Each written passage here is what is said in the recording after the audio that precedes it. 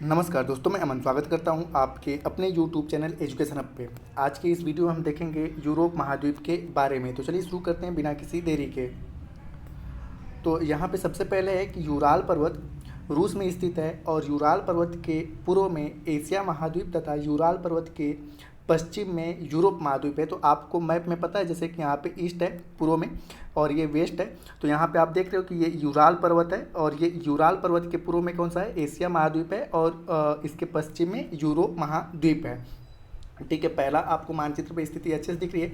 और आपको मैं पहले से बता दूं कि मैं इससे पहले एशिया महाद्वीप आपको मैंने पढ़ाया था। तो एशिया महाद्वीप में मैंने 3 देशों का नाम लिया था, एक था रूस, दूसरा था तुर्की और तीसरा था कजाकिस्तान। यह 3 देश ऐसे हैं जिनका विस्तार यूरोप और एशिया दोनों महाद्वीप में है। तो उसी प्रकार से रूस का जो विस्तार है वह एशिया में भी है और यूरोप में भी है, परंतु यूराल पर्वत रूस देश के अंतर्गत आता है और यह यूरोप और एशिया महाद्वीप को अलग करता है, जैसा कि यहाँ पर उसकी स्थिति आप देख सकते हैं। आगे है आपका कि यूराल पर्वत से पश्चिम में पुर्तगाल तक के भूखंड को हम यूरोप कहते हैं। तो आप देख पा रहे हो कि ये आपका यूराल पर्वत यहाँ पे था और इसके पश्चिम तक का भाग जो यहाँ पे आपको दिख रहा है ये है पुर्तगाल। ठीक है, यहाँ से लेके यहाँ तक के भूभाग को हम क्या कहते हैं, यूरोप महाद्वीप कहते हैं। और रूस का अधिकांश भाग एशिया महाद्वीप में, इसका जिक्र मैंने पहले भी कर चुका है, तथा कुछ भाग यूरोप महाद्वीप के अंतर्गत आता है। अगला पॉइंट है कि यूराल पर्वत के पश्चिम में स्थित रूस यूरोप महाद्वीप के अंतर्गत आता है तथा यूराल पर्वत के पूर्व में स्थित रूस को हम साइबेरिया कहते हैं। साइबेरिया का विस्तार एशिया महाद्वीप के अंतर्गत तथा रूस की राजधानी मॉस्को यूरोप में स्थित है। तो आप ये देख पाओगे बेसिक तौर पे कि ये आपका रसिया है और रसिया के बारे में मैंने आपको बताया कि इसका विस्तार यूरोप तथा ठीक है एशिया दोनों महाद्वीप में है। तो यहाँ पे कह रहा है कि यूराल पर्वत के पूर्व में जो रूस स्थित है उसे हम साइबेरिया कहते हैं। जो आपका अंटार्कटिका से लगा हुआ है पूरा आपका पार्ट ये साइबेरिया है और साइबेरिया का विस्तार एशिया महाद्वीप के अंतर्गत है, न कि इसका विस्तार यूरोप में है। परंतु रूस की राजधानी आपने पता है मॉस्को है और रूस की राजधानी जो मॉस्को है आप देख पा रहे हो यहाँ पर। तो यह मॉस्को कहाँ पर स्थित है, मॉस्को स्थित है यूरोप महाद्वीप के अंतर्गत। तो रूस का जो राजधानी है मॉस्को वह आपके यूरोप महाद्वीप के अंतर्गत स्थित है। आगे है कि यूराल पर्वत जो है कैस्पियन सागर, काला सागर और भूमध्य सागर से होकर एक काल्पनिक रेखा गुजरती है जो एशिया और यूरोप महाद्वीप को अलग करती है। तो आप देख पा रहे हो ये यूराल पर्वत है, यहाँ पर फिर आपको कैस्पियन सागर दिख रहा है, फिर उसके बाद ये काला सागर है, ब्लैक सी यहाँ पर लिखा हुआ है, और मेडिटेरियन सी यानी कि भूमध्य सागर से होकर जो काल्पनिक रेखा गुजरती है यही क्या है, यूरोप को एशिया से अलग करती है। तो यहाँ पे आप देख रहे हैं यूराल पर्वत, कैस्पियन सागर, ब्लैक सी और मेडिटेरियन यानी कि भूमध्य सागर जो होता है यूरोप को एशिया से अलग करता है।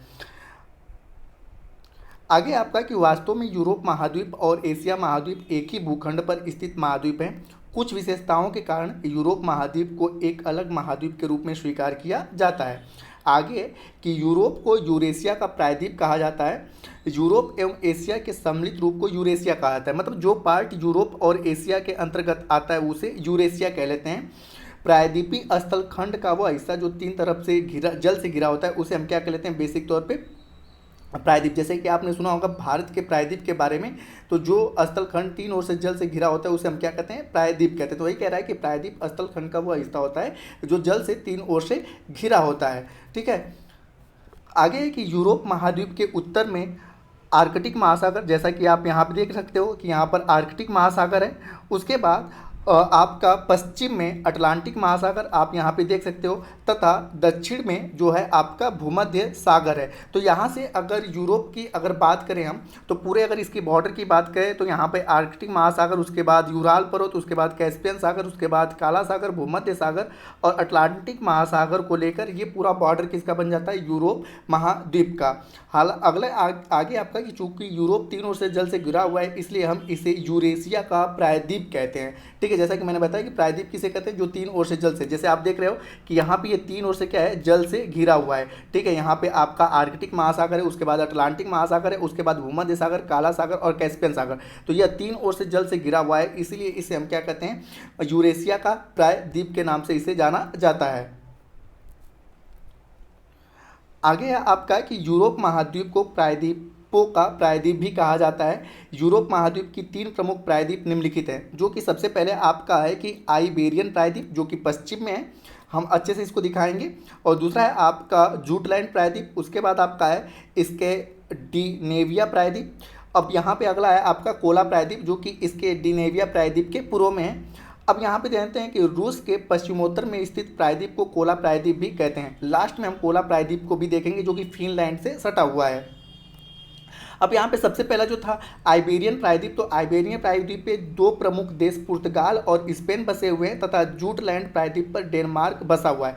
तो आप यहाँ पे देख पा रहे हो कि आइबेरियन अगर प्रायद्वीप की बात करें तो मैंने बताया कि स्पेन और पुर्तगाल को लेकर क्या बनता है आपका आइबेरियन प्रायद्वीप, स्पेन और पुर्तगाल को लेकर आइबेरियन प्रायद्वीप। और मैंने बताया कि बेसिक तौर पे पुर्तगाल जो है यूरोप के एकदम पश्चिम में स्थित है और उसके बगल में स्पेन, तो इसको हम लोग क्या कहते हैं आइबेरियन प्रायद्वीप के नाम से जानते हैं। और जूटलैंड प्रायद्वीप किसे कहते हैं, तो जूटलैंड प्रायद्वीप जो है डेनमार्क पर बसा हुआ है। तो आप यहाँ पे देख पा रहे हो जो रेड कलर का है यहाँ पे डेनमार्क लिखा हुआ है, तो जो डेनमार्क है किस प्रायद्वीप पे बसा हुआ है, तो जूटलैंड प्रायद्वीप पर बसा हुआ है।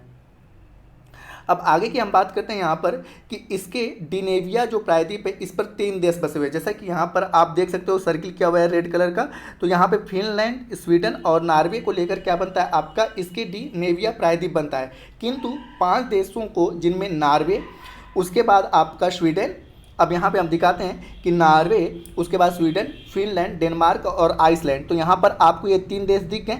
उसके बाद आपका डेनमार्क और आइसलैंड को लेकर, ठीक है, डेनमार्क और आइसलैंड को लेकर क्या बनता है आपका स्कैंडिनेवियाई देश कहा जाता है। तो आप यहाँ पर देखोगे कि बेसिक तौर पे, तो यहाँ पे आप देखोगे आइसलैंड है, उसके बाद आपका आता है क्या आपका डेनमार्क, ठीक है, तो ये आपका डेनमार्क है, उसके बाद आपका नॉर्वे है, उसके बाद आपका स्वीडन है और उसके बाद आपका फिनलैंड है।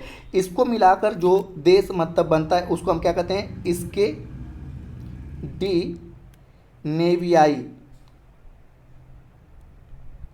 ठीक है, इन 5 को इसके डिनेवियाई कहा जाता है। परंतु अगर 3 देश हैं तो उनको हम लोग इसके डिनेविया कहते हैं। तो 3 देश इसके डिनेविया में कौन कौन आते हैं, फिनलैंड, स्वीडन और नॉर्वे।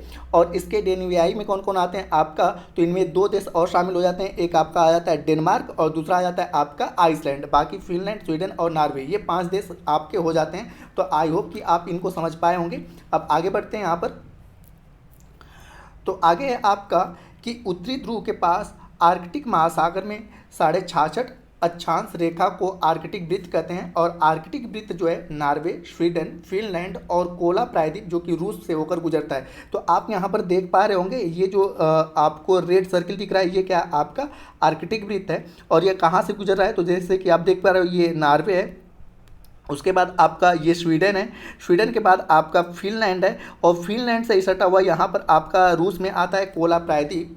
तो इसे हम लोग आर्कटिक वृत्त कहते हैं, ठीक है, जो कि आर्कटिक महासागर के अंतर्गत होकर गुजरता है। अब आगे है कि आर्कटिक वृत्त के समीप स्थित राजधानी आइसलैंड की राजधानी, तो यहाँ पे आप देख पा रहे हो आइसलैंड है और आइसलैंड की राजधानी है रेकजाविक, ठीक है।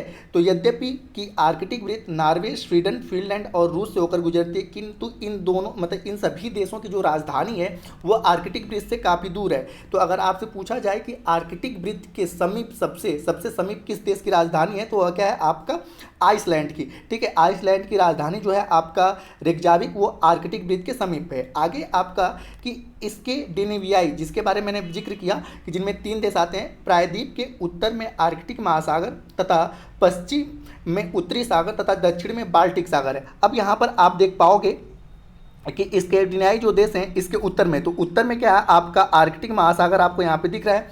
उसके बाद पश्चिम में, तो पश्चिम में अगर बात करेंगे आप, तो पश्चिम में आपका उत्तरी महासागर है, यहाँ पे नॉर्दर्न सी आपको दिख रहा है, ठीक है, यहाँ पर आपको नॉर्दर्न सी दिख रहा है। उसके बाद कह रहा है कि इसके दक्षिण में बाल्टिक सागर, तो यहाँ पे आप देख रहे हो कि बाल्टिक सागर है। तो ये तीनों जो आपके इसके डिनेविया प्रायद्वीप है, यह बेसिक तौर पे आर्कटिक, नॉर्दर्न सागर और बाल्टिक सागर से क्या है घिरे हुए हैं। अब आगे की अगर हम बात करें तो आगे आपका कि नॉर्वे, स्वीडन और फिनलैंड की राजधानी बाल्टिक सागर के तट पर स्थित है। जैसा कि मैंने आपको दिखाया कि यहाँ पर आपका बाल्टिक सागर है, बाल्टिक सागर के तट पर स्थित है। अतः आर्कटिक वृत्त के सबसे समीप स्थित राजधानी आइसलैंड की राजधानी है जिसका नाम रेकजाविक है। और आइसलैंड कहाँ पर, यहाँ पर आइसलैंड है और यह क्या है आपका आर्कटिक वृत्त है। आगे की नार्वे की राजधानी ओस्लो, तो आपको पता है ये नार्वे है और इसकी राजधानी क्या है, ओस्लो है। स्वीडन की राजधानी स्टॉकहोम है, ये स्वीडन है और इसकी राजधानी स्टॉकहोम है। तथा फिनलैंड की राजधानी जो है हेलेंसिकी है, तो ये आपका फिनलैंड है और इसकी राजधानी हेलेंसिकी है। आगे कि विश्व में एकमात्र देश आइसलैंड की राजधानी रेकजाविक उत्तरी ध्रुव के सर्वाधिक समीप स्थित राजधानी है। और रेकजाविक किसकी राजधानी है, तो आइसलैंड की। अब यहाँ पे मैंने जिक्र किया था कोला प्रायद्वीप की, तो फिनलैंड के पूर्व में, तो आपको यहाँ पे दिख रहा होगा फिनलैंड, ठीक है, यहाँ पे आपको दिख रहा होगा ये है फिनलैंड और इसके पूर्व में जो पूरा रेड हिस्सा आपको दिख रहा है इसे हम लोग क्या कहते हैं, कोला प्रायद्वीप। और कोला प्रायद्वीप पर एक बंदरगाह है और इसे मुर्स्मुक बंदरगाह के नाम से जाना जाता है, मुर्स्मुक के बंदरगाह के नाम से जाना जाता है। यहाँ पे कि मुर्मुक्स बंदरगाह आर्कटिक महासागर के तट पर स्थित कोला प्रायद्वीप पर स्थित है और बंदरगाह है कोला प्रायद्वीप उत्तरी ध्रुव के समीप स्थित है और उत्तरी ध्रुव पर सूर्य का पर्याप्त प्रकाश नहीं पहुँच पाता है, जिसके कारण यह पूरा क्षेत्र ध्रुवीय जलवायु वाला क्षेत्र होता है। यहाँ स्थलखंड वर्ष भर बर्फ से ढका होता है। हम किसका जिक्र कर रहे हैं, कोला प्रायद्वीप का, जो कि रेड पार्ट यहाँ पे दिख रहा है और जो कि फिनलैंड के पूर्व में है।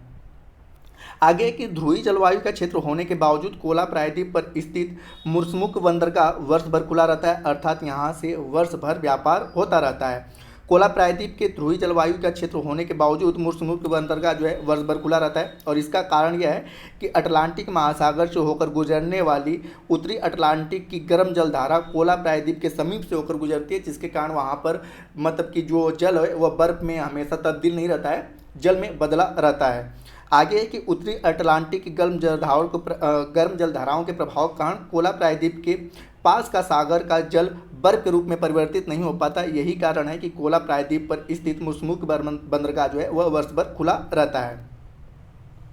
अब आगे की बात करें कि फिनलैंड के पूर्व में स्थित ये आपका पूरा हो चुका था। अब अगला है आपका कि यूरोप महाद्वीप पर स्थित सबसे पश्चिमी राजधानी पुर्तगाल की राजधानी लिस्बन है। तो आपको ये दिख रहा होगा स्पेन और यहाँ पर आपका है ये पुर्तगाल और सबसे पश्चिम में स्थित जो राजधानी वो क्या है, पुर्तगाल की राजधानी लिस्बन है। अगर आगे की बात करें तो यूरोप महाद्वीप पर स्थित सबसे पूर्व में राजधानी जो है वह है रूस की राजधानी मास्को। तो ये पूरा रूस है और यहाँ पर इसकी राजधानी क्या है, मास्को है। रूस की राजधानी क्या है, मास्को है, जो कि यूरोप में स्थित है। आगे की अगर बात करें तो भूमध्य सागर के तट पर अनेक छोटे छोटे यूरोपीय देश बसे हुए हैं, किंतु अधिकांश देशों की राजधानी भूमध्य सागर के तट से दूर है। परंतु यूरोप महाद्वीप का एकमात्र देश ग्रीस है जिसकी राजधानी एथेंस है। अगर ग्रीस की बात करें तो जिसकी राजधानी एथेंस है और जो कि भूमध्य सागर के तट पर स्थित है। तो यहाँ पे आप ग्रीन पार्ट देख पा रहे हो, ये है ग्रीस और इसकी राजधानी क्या है आपका एथेंस, जो कि भूमध्य सागर के तट पर स्थित है। आगे की अगर बात करें तो आपने नाम सुना होगा माल्टा का, ठीक है। तो माल्टा की अगर हम बात करें तो माल्टा भूमध्य सागर के बिल्कुल मध्य में स्थित एक यूरोपीय देश है और माल्टा की राजधानी जो है वह वेलेटा है। तो अगर हम माल्टा की अगर बात करें तो यहाँ पे आपको दिख रहा होगा ये है माल्टा, जो कि अफ्रीका महाद्वीप के पास है और यह भूमध्य सागर के मध्य में स्थित है। भूमध्य सागर में दो द्वीपीय देश हैं, एक जैसा कि माल्टा मैंने यहाँ पे जिक्र आपको कर दिया कि ये माल्टा है और दूसरा है आपका साइप्रस। साइप्रस का अगर जिक्र करें तो साइप्रस एशिया महाद्वीप से सटा हुआ है, परंतु यह अभी भूमध्य सागर में है। तो साइप्रस भी भूमध्य सागर में स्थित एक द्वीपीय देश है, किंतु यह एशिया महाद्वीप में स्थित है। तो आप इन सभी की स्थितियों को आप देख पा रहे हो। तो दोस्तों ये रहा यूरोप महाद्वीप के बारे में। उम्मीद करता हूँ कि आपको यूरोप महाद्वीप अच्छे से समझ में आया होगा और अगर आपको वीडियो पसंद आए तो वीडियो को लाइक करें, कमेंट करें तथा अपने दोस्तों के साथ शेयर करें और चैनल पर नए आए तो चैनल को सब्सक्राइब अवश्य करें तथा इस पीडीएफ को प्राप्त करने के लिए आप हमारे टेलीग्राम से जुड़ सकते हैं, जिसका लिंक वीडियो के डिस्क्रिप्शन में दिया हुआ है। तो वीडियो के अंत तक बने रहने के लिए धन्यवाद। मिलते हैं जल्दी नेक्स्ट वीडियो में।